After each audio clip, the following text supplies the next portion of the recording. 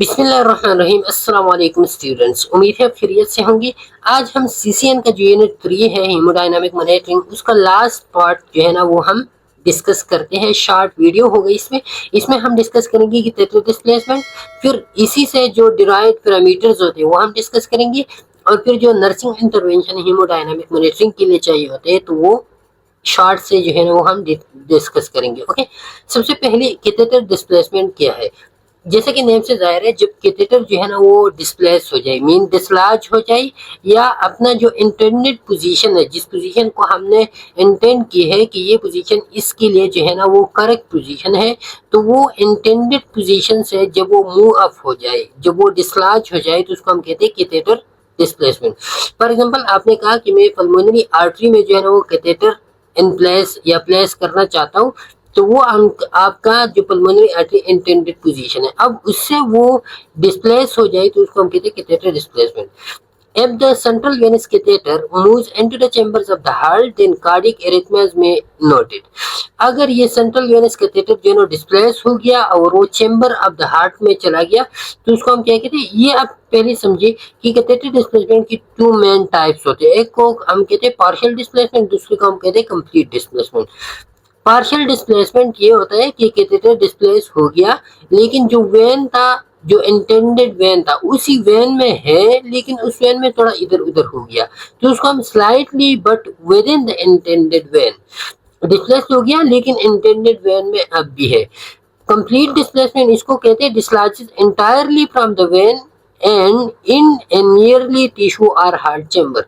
When से जो है ना वो इंटायरली डिस्प्लेस हो गया, उसी वेन से जो है ना वो बाहर हो गया, और वो जो है ना किसी और टिश्यू में एंटर हो गया या हार्ट चैम्बर में एंटर हो गया, तो उसको हम क्या कहते हैं, इसको हम कहते हैं कंप्लीट डिस्प्लेसमेंट। तो यह हम देखिए, अब the CVC moves into the chambers of the heart, then cardiac arrhythmias में noted and should be reported. ये कहते हैं कंप्लीट डिस्प्लेसमेंट। क्या अगर सीवीसी सेंट्रल वेनस कैथेटर जो है ना वो कहाँ चला गया, वो चला गया चैम्बर्स ऑफ द हार्ट में, तो इसी की वजह से जो है ना कार्डिक एरिथमियाज आ सकते हैं, और इसको आपने नोट करना है। If the CVC is no longer in the correct position, ये पार्शियल डिस्प्लेसमेंट है। अगर करेक्ट पोजीशन पे नहीं है, सीवीपी रीडिंग्स या central venous pressure readings and the medication administration will be affected. तो एक तो सेंट्रल वेनस प्रेशर भी आपको करेक्ट शो नहीं होगा, और मेडिकेशन जो आप एडमिनिस्टर कर रहे हो तो वो भी जो है ना क्या होगी, अफेक्टेड होगी। तो ये कैथेटर डिस्प्लेसमेंट की क्या है वो नुकसान। फिर इसके डिफरेंट काजेज हो सकते हैं, तो वो मुख्तलिफ काजेज हो सकते हैं कि उसकी वजह से जो है ना कैथेटर डिस्प्लेसमेंट, जिसमें जो है ना कैथेटर का पीपी फैक्टर आ सकते हैं कि कैथेटर में कोई खराबी वगैरह, या पेशेंट फैक्टर भी आ सकते हैं कि पेशेंट का पोजीशन सही नहीं था, या वो जो है ना वो मोमेंट उन्होंने कर गया, तो इस तरह के डिफरेंट फिर इसके फैक्टर्स हो सकते हैं। ओके, अच्छा, डिराइव्ड पैरामीटर्स। अब ये जो हमने कहा कि ये सेंट्रल वेनस प्रेशर है, या पल्मोनरी आर्टरी प्रेशर है, या सिस्टमेटिक आर्टीरियल प्रेशर है, तो ये चीजें तो हमने डिस्कस किया। कार्डिक आउटपुट हमने किस तरह मॉनिटर करना है, लेकिन इन चीजों से हम बॉडी की कुछ और पैरामीटर जो है ना वो अखज कर सकते हैं। ये जो रीडिंग्स हमने दी, तो इससे हम बॉडी की कुछ और पैरामीटर अखज कर सकते हैं। तो वो कौन कौन से पैरामीटर्स है उसके बारे में हम डिस्कस करते हैं। ये कहते हैं कि कार्डिक आउटपुट मेजरमेंट में भी combined with the systemic arterial venous and pulmonary artery pressure डिटर्मिनेशंस।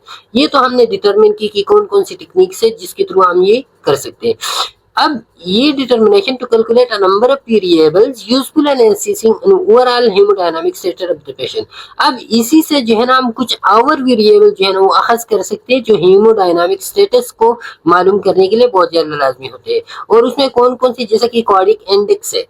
Cardiac index हमने तो कार्डिक आउटपुट का हमने डिस्कस किया कि किस तरह हमने मालूम करना है, जो थर्मोडायलेशन डायलेशन टेक्निक था, उसी के थ्रू हम कार्डिक आउटपुट हमने कहा पहले पार्ट में हम डिस्कस किया था कि वो मालूम कर सकते हैं।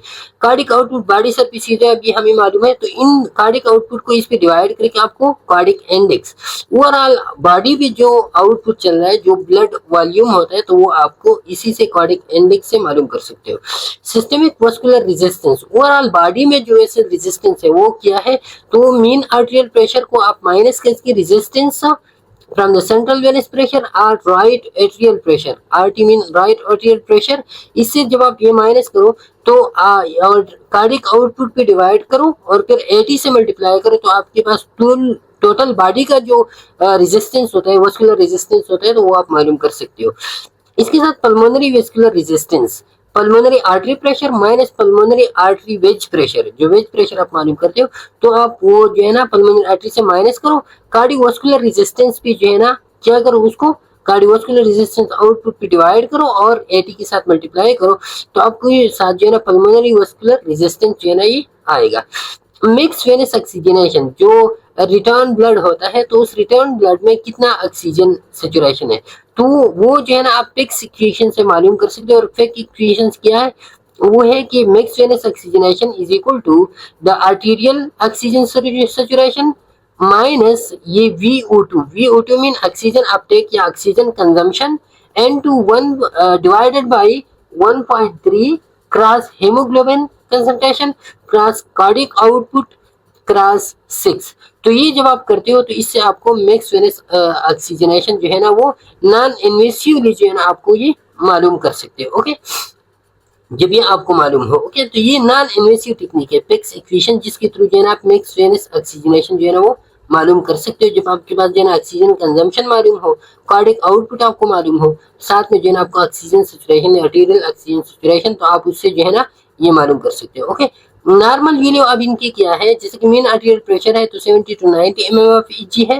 कार्डिक इंडेक्स का जो है वो 2.8 to 4.2 लीटर पर मिनट पर मीटर स्क्वायर है।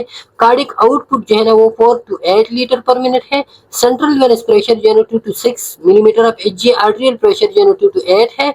और पल्मोनरी आर्टरी प्रेशर जो है ना वो सिस्टोलिक में इतना 2 to 20 to 30 है, डायस्टोलिक में 18 to 12 है, और मीन जो है ना वो क्या है 15 to 25 mmHg है। ओके, अच्छा, फिर पल्मोनरी कैपिलरी वेज प्रेशर जो है ना वो 18 to 12 मिलीमीटर ऑफ Hg है। तो ये सारे पैरामीटर जो है ना ये बहुत ज्यादा लाजमी है आपकी एमसीक्यूज के लिए, इनको जो है ना आपने 1 by 1 याद रखना होता है। इस पे जो है ना सिनेरियो बेस्ड एमसीक्यूज भी आ सकते हैं इस फार्मूलाज पे। ओके, अच्छा, अब कौन कौन सी नर्सिंग इंटरवेंशन, जब आप ये प्रोसीजर्स करते हो, हीमोडायनामिक मॉनिटरिंग करते हो, तो आपने कौन कौन सी जो है ना नर्सिंग इंटरवेंशन वो अप्लाई करती है। ओके, अच्छा, सबसे पहले जो है once catheter inserted it is secured and a dry sterile dressing is applied.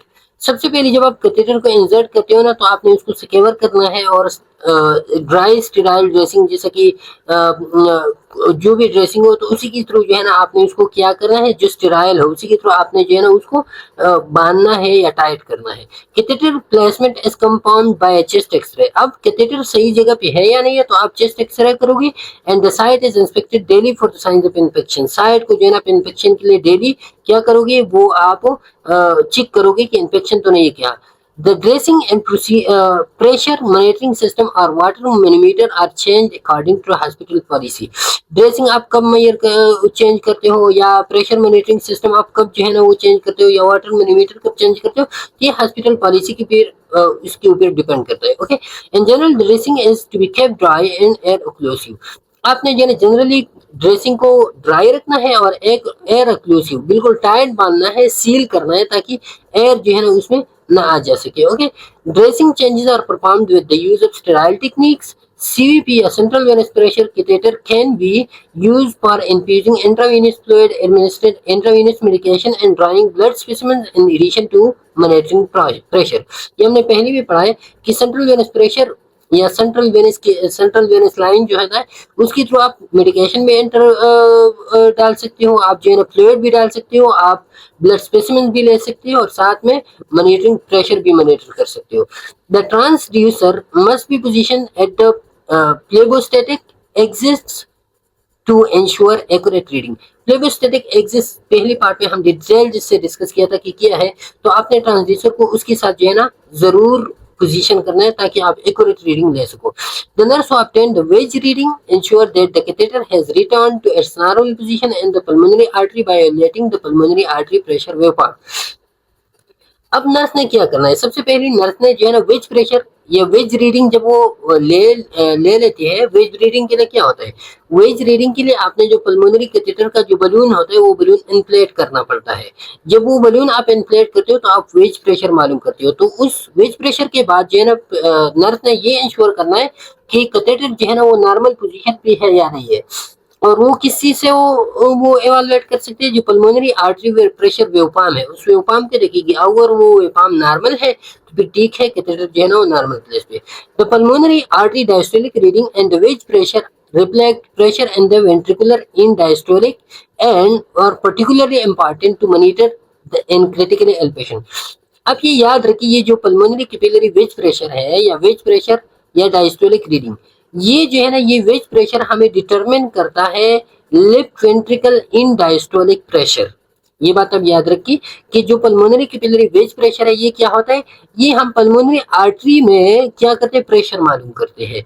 और ये हमें जो है ना डिटरमिन करता है, जो left ventricular end diastolic pressure होता है वो हमें डिटरमिन करता है pulmonary capillary wedge pressure. Okay, अच्छा, and particularly important to monitor and critically ill patient because they are used to evaluate left ventricular peeling pressure preload। जो left ventricular filling pressure होता है या लेफ्ट वेंट्रिकुलर डायस्टोलिक इन diastolic pressure होता है, तो वो हम मालूम कर सकते हैं इसी वेज प्रेशर से। Okay, in diastole when the mitral valve या bicuspid valve is open, the wedge pressure is the same as the pressure in the left atrium and the left ventricle। ये बात भी आप याद रखिए कि इन डायस्टोल के वक्त जब मेट्रल वाल या बाइकस्पिड वाल जो लेफ्ट एट्रियम और लेफ्ट वेंट्रिकल के दरमियान जो वाल होता है वो वाल अगर ओपन हो तो फिर वेज प्रेशर और लेफ्ट एट्रियम और लेफ्ट वेंट्रिकल का जो प्रेशर है वो सेम होगा। ये बात अब याद रखिए, ये एमसीक्यू के लिए बहुत ज्यादा इंपॉर्टेंट है कि इन डायस्टोल के दौरान जो मेट्रल वाल्व होता है वो अगर ओपन हो तो फिर जो है लेफ्ट एट्रियम लेफ्ट वेंट्रिकल और वेज प्रेशर जो है ना वो सेम होगा, unless the patient has a mitral valve disease और पल्मोनरी हाइपरटेंशन। अगर पेशेंट को जो है ना मेट्रल वाल्व डिजीज नहीं हो या पल्मोनरी हाइपरटेंशन नहीं हो तो फिर ये कंडीशन जो है ना वो अप्लाई होगा। Critically ill patient usually require higher left ventricular filling pressure to optimise cardiac output. अब जो क्रिटिकली इल पेशेंट होता है उसके लिए क्या करना चाहिए, उसके लिए लेफ्ट वेंट्रिकुलर पेनिंग प्रेशर जो है ना वो हायर होना चाहिए ताकि कार्डिक आउटपुट जो है ना वो ज्यादा हो। This patient may need to have high their wedge pressure maintain as high as 18 millimetre of H. और जब आप लेफ्ट वेंट्रिकुलर पेनिंग प्रेशर को हाई करना चाहते हो तो आपके साथ जो है ना वेज प्रेशर जो है ना वो 18 mm तक होना चाहिए ताकि कार्डिक आउटपुट जो है ना वो मैक्सिमम लेवल पे हो। ओके, अच्छा, फिर इसके बाद है nursing intervention, side care and catheter safety. Side care आप क्या करोगी, कैथेटर सेफ्टी के लिए आप क्या करोगे, sterile dressing is placed over the insertion site and the catheter is stepped in place. The insertion catheter जो है ना आप स्टेराइल प्लेस पे जो है ना वो इंसर्ट करोगे और कैथेटर ये इंश्योर करोगे कि वो जो है ना इन प्लेस है, सही जगह पे है। The insertion site should be assessed for infection and the dressing change every 72 hours as per need। आप जो है ना कैथेटर को इन्फेक्शन के लिए जो है ना उस साइड को आप देखोगे कि इन्फेक्टेड तो नहीं है और 72 आवर बाद जो है ना आप उसको चेंज करोगे या पीआरएन एज पर नीड, जब भी नीड हो तो आप उसको चेंज करोगे। Okay, the placement of the catheter stated in centimetre should be recommended and assess every shift. जो कैथेटर का प्लेसमेंट होता है तो वो जो सेंटीमीटर में होता है, हमने पहली दूसरी या तीसरी पार्ट में हमने डिस्कस किया था कि कैथेटर का जो प्लेसमेंट होता है कहाँ से कितनी इंच सेंटीमीटर तक जो है ना उनकी प्लेसमेंट है, तो वो आपने जो है ना रिकॉर्ड करना है, डॉक्यूमेंट करना है और हर एक शिफ्ट में आपने उसको असेस करना है कि क्या वो इन प्लेस है या नहीं है। Okay, The integrity of the sterile sleeve must be maintained so the catheter can be advanced or pulled back without contamination। जो स्लीप होते हैं, आस्तीन होते हैं पेशेंट की, तो वो आपने स्टेराइल रखनी है। क्यों रखनी है, क्यों, इसलिए कि अगर आप कैथेटर को जो है ना बाहर निकालते हो या इंसर्ट करते हो तो वो कंटेमिनेटेड नहीं हो इसके साथ। The catheter tubing should be labelled and all connection secure. जो कैथेटर की जितनी भी ट्यूबिंग्स है तो सबने आप सबको आपने लेबल करनी है, सारे कनेक्शन को सिक्योर रखनी है। The balloon should always be deflated and the syringe close and locked unless you are taking pulmonary capillary wedge pressure measurement. ये बात आप याद रखिए कि जो कैथेटर का जो बलून होता है वो बलून आपने हमेशा जो है ना क्या रखना है, वो आपने डिप्लेट रखना है, वो आपने जो है ना इनफ्लेट नहीं करना। जब तक आप जो है ना पल्मोनरी कैपिलरी वेज प्रेशर मालूम करते हो तो तभी आपने जो है ना उनको इनफ्लेट करना है। Okay, patient activity and positioning, आप कैथेटर के साथ पेशेंट एक्टिविटी कर सकता है या नहीं कर सकता। Many position allow stable patient who have pulmonary artery catheter such as post CABG patient. जो कोरोनरी आर्टरी बाईपास ग्राफ्ट वाले पेशेंट होते हैं तो वो पेशेंट अगर वो जो है ना स्टेबल हो और वो चल सकते हो तो get out of bed and sit. तो फिजिशियन जो है ना उनको अलाउ कर सकते हैं, उनकी कंडीशन को देखते हैं। अगर वो स्टेबल पेशेंट है तो जो है ना उनको कहते हैं कि आप बेड से बाहर निकल सकते हो, आप सिट बैठ सकते हो। Okay, the nurse must position the patient in a manner that avoid dislodging the catheter. अब ये नर्स का काम है कि वो पेशेंट को बिठाए तो वो उनकी केयर जरूर करे ताकि कैथेटर जो उसको कैथेटर लगा हुआ है वो डिसलॉज ना हो जाए। Okay, proper positioning during haemodynamic reading will ensure accuracy. और ये मेन बात है कि हेमोडायनामिक रीडिंग के दौरान कैथेटर का प्रॉपर पोजीशनिंग बहुत ज्यादा लाजमी। अगर थोड़ा सा भी वो डिस्प्लेस हो तो वो रीडिंग में फिर जो है ना एक्यूरेसी नहीं रहती। ओके, तो ये nursing intervention about catheter placement और कैथेटर की साइड केयर या कैथेटर सेफ्टी केयर वो आपने किस तरह करनी है। इंशाल्लाह ये था लास्ट। उम्मीद है ये वाला यूनिट हेमोडायनामिक मॉनिटरिंग आपको अच्छी तरीके से समझ आ गया होगा। फिर नेक्स्ट यूनिट में मुलाकात होगी, तब तक के लिए इजाजत दीजिए। अल्लाह हाफिज।